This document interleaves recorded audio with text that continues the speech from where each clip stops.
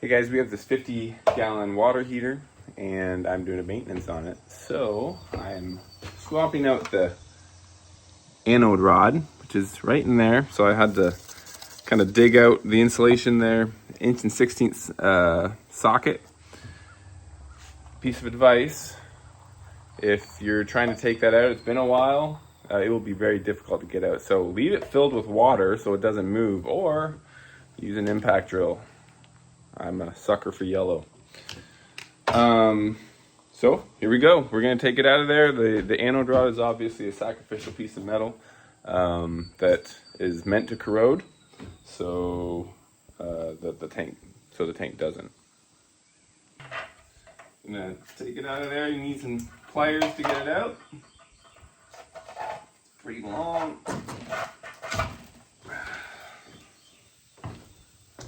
As you can see, it's all corroded. Yeah, a lot of it's still intact, but we have it out, so we're gonna change it up. I've got a new one here.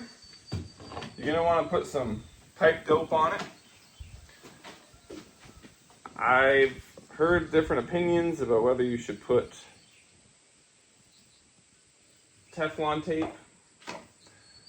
Well, I like the pipe dope because it assures that I'll still have a good metal to metal contact, because it needs to be grounded well if you want it to be a sacrificial piece of metal. If it doesn't have a good ground, it won't corrode, and the metal and the tank will end up corroding on you. So, see if I can get this in here.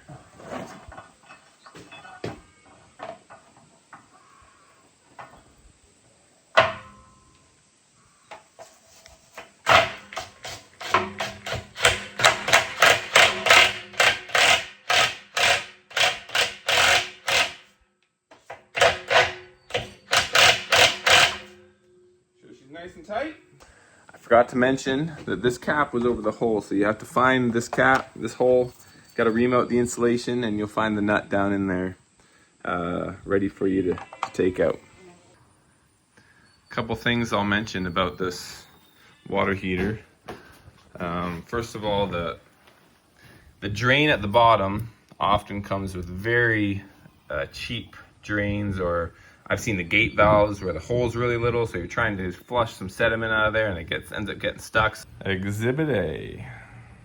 So I like to put on these ball valves, and then I put a hose fitting on the end so I can actually attach a hose to it.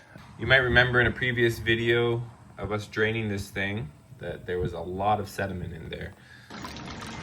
This is due to many years of not flushing your water heater, so don't do that. So this way we don't have to take all this off to get the hole bigger to get all that stuff out. We can just open up the valve and voila, it's coming out. Then up top here, the inlet, where the pressure release valve is, I take the pressure release valve out, I put this T in, and then I put in another valve so that I can actually circulate it now, just like a tankless water heater, similar to what a tankless water heater does. And then you got to make sure that your pressure release valve is still in the cavity that the tank is in, because that would be useless if it's not. But if it gets too hot in there, or if the pressure builds up, this will still activate and open. So there it is, guys. Follow me if you want to see me do other maintenance stuff. And if you agree or disagree with anything I do in this video, put it in the comments. I'd love to hear your thoughts.